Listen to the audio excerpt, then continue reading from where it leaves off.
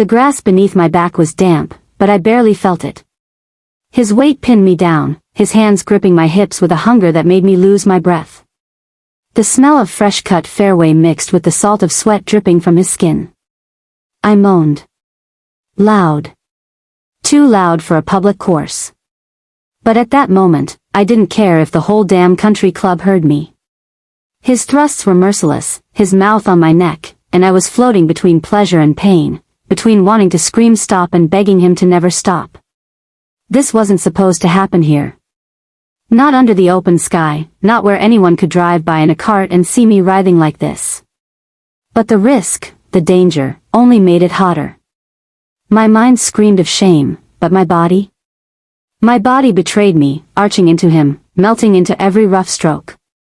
And before I take you deeper, before I confess how I let myself spiral into this madness, let me pause and say. If you're listening right now, hit that subscribe button, give this story a like, and share it.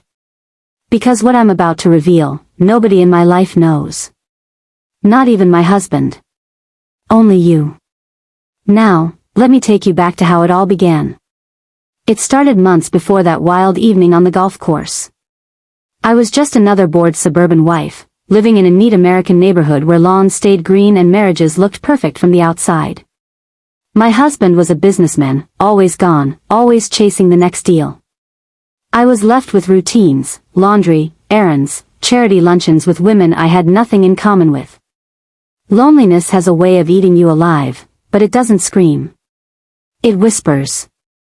It nudges. It makes you crave something, anything, that reminds you you're still a woman, not just someone's wife. That's when I saw him. He wasn't my husband's friend. He wasn't even from our circle. He was younger, mid-30s maybe, working at the country club as a golf instructor. Tan skin, strong arms, that confident way he stood with the club like he owned the course. His laugh carried across the green, and when his eyes met mine for the first time, I felt something I hadn't felt in years. Heat. I signed up for golf lessons. Not because I wanted to learn the game, God knows I couldn't care less about my swing, but because I wanted to feel those arms wrap around me, guiding me, pressing close. The first lesson was innocent. Mostly. But when he slid behind me, adjusting my grip, his chest against my back, his voice low in my ear, my knees almost buckled. I told myself it was just the heat of the day, but deep inside, I knew it was the beginning of something dangerous. That night, lying beside my husband in our two-big bed, I couldn't stop replaying the moment. His breath, his touch, the way his hands lingered longer than they should have. And I wanted more. The second lesson wasn't on the schedule. He texted me that morning, just a simple line. If you want a real swing, meet me after hours. My heart raced when I read it. I stared at that message like it was forbidden fruit. My husband was out of town, the house was quiet, and I had no excuse not to go. But excuses didn't matter anymore. Desire had already swallowed me whole. So I slipped on a short sundress, nothing fancy, nothing too obvious, but loose enough that if the night got reckless, it wouldn't stay on me for long. I told myself I was just going for a quick practice, just for fun. But deep inside, I knew I was walking into fire. The course was nearly empty when I arrived. The clubhouse lights glowed in the distance, but the greens were quiet, the world holding its breath. He was waiting for me near the 9th hole, leaning on his club like some kind of predator in casual clothes. When he saw me, his lips curled into a grin that sent a shiver down my spine. Didn't think you'd come, he teased. I swallowed. Didn't think you'd ask. He stepped closer, brushing past me, his scent, clean sweat, grass, a hint of cologne, wrapping around me. He adjusted my hands on the club again, the same way he had before, but this time his fingers trailed along my skin. Not quick. Not professional. Slow. Deliberate. My breath hitched. You're tense, he murmured, his chest pressed against my back. You gotta loosen up. I'm trying, I whispered, though I wasn't talking about golf anymore. The club slipped from my grip as his hands slid lower, resting on my hips. He didn't ask permission. He didn't need to. My body answered for me, arching back into him, aching for more. His lips brushed my neck, feather-light at first, then harder, biting just enough to make me moan. That sound broke the last thread of restraint between us. I turned in his arms, and before I could think, our mouths crashed together. It wasn't a kiss, it was a collision. Hungry, reckless, the kind that devours and leaves you trembling. His tongue tasted like salt and sin, and when his hand slipped beneath my dress, I gasped so loud the night swallowed it. "Tell me to stop," he growled against my lips. But I couldn't. God, I didn't want to. Instead, I whispered, "Don't you dare." He laid me down right there on the edge of the green, the stars above us, the smell of grass sharp in the air.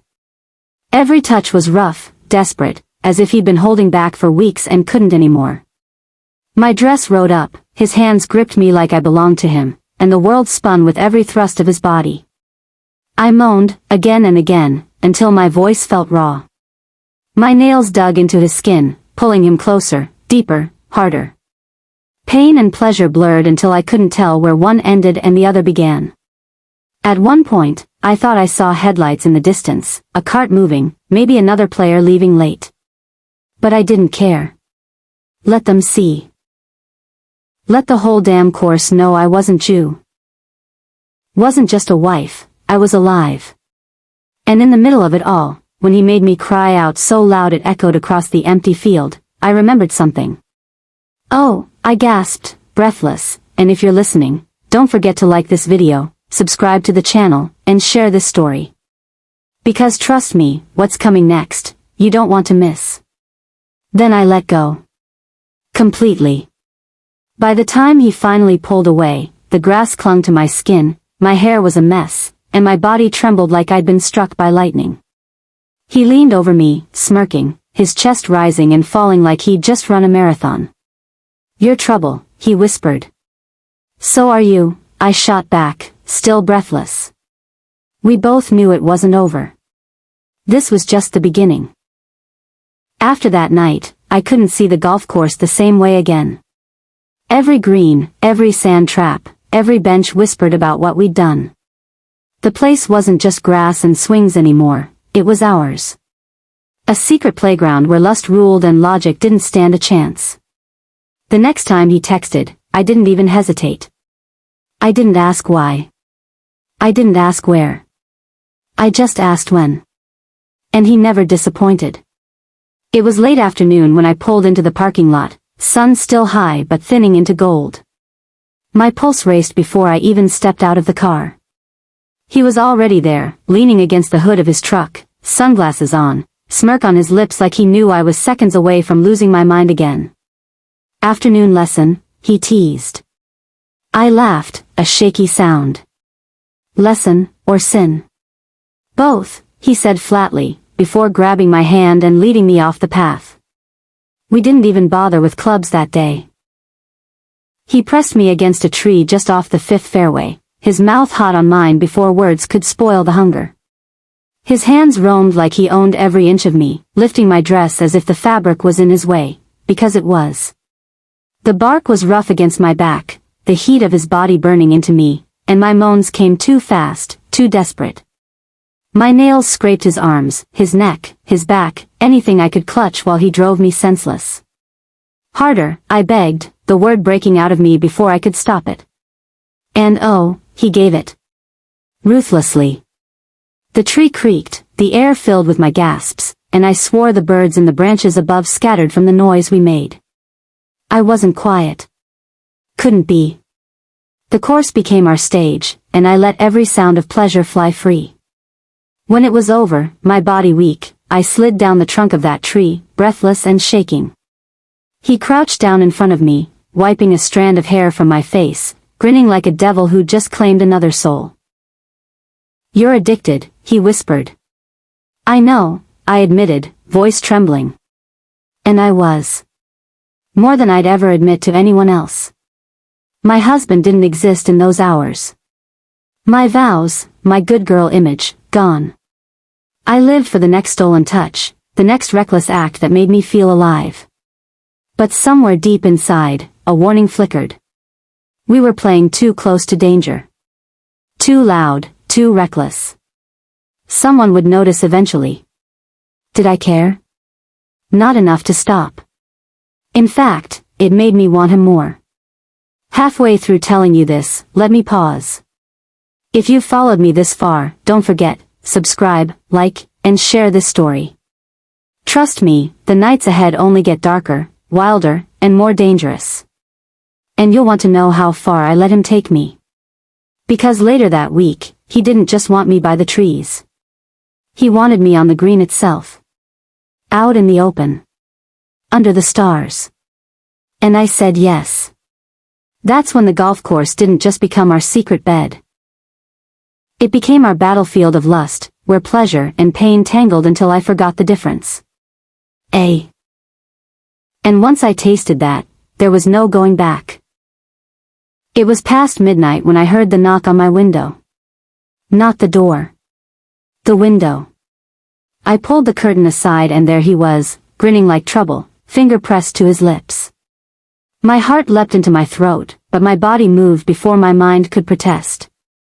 I slipped on a hoodie, no bra, no panties, because I already knew what kind of night it would be, and snuck out like a teenager chasing forbidden thrills. Couldn't wait, he whispered, pulling me close the second my feet hit the grass. Neither could I. We drove in silence, the night heavy around us, until the course came into view. Empty, vast, and glistening with dew under the moonlight. He parked near the 9th hole and turned to me with a look that sent shivers down my spine. Tonight, he said, voice low, I don't want you quiet. I want the whole damn course to hear you. I should have been afraid. Someone could hear. Someone could see. But instead, my thighs clenched, my breath caught, and all I could say was, then make me scream.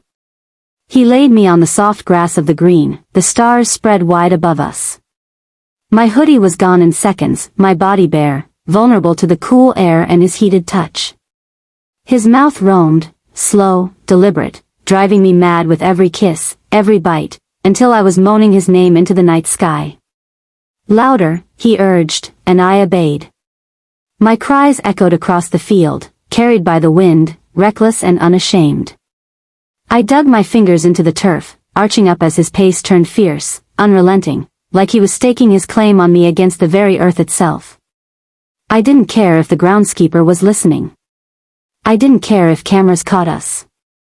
I didn't care about anything except the ecstasy ripping me apart, again and again, until I was trembling, half mad, and begging for more.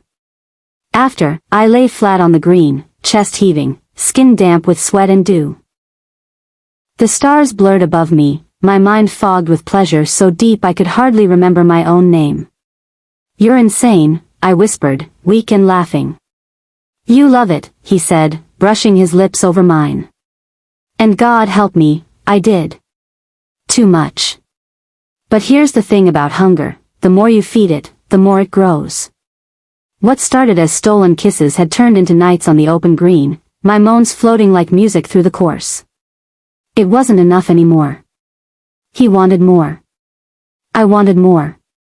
And the line between lust and destruction was wearing thinner by the night. Wait, before I take you to the final chapter, where everything comes crashing together and the climax that nearly cost me everything, don't forget, hit that like, share this story, and subscribe to the channel. Trust me, the ending will leave you breathless. And so, that night ended with me collapsing under him, my body trembling, my voice raw from moans I couldn't hold back. He had ridden me past pleasure, past pain, into something higher, an epic climax that shattered my sense of time, of reason, of self. When it was over, I lay there breathless, staring at the stars, knowing nothing in my life would ever compare to the madness of that moment. That was my secret. My surrender. My ecstasy. Kissmark, don't forget to like, share, and subscribe, because some stories are too wild to stay hidden forever.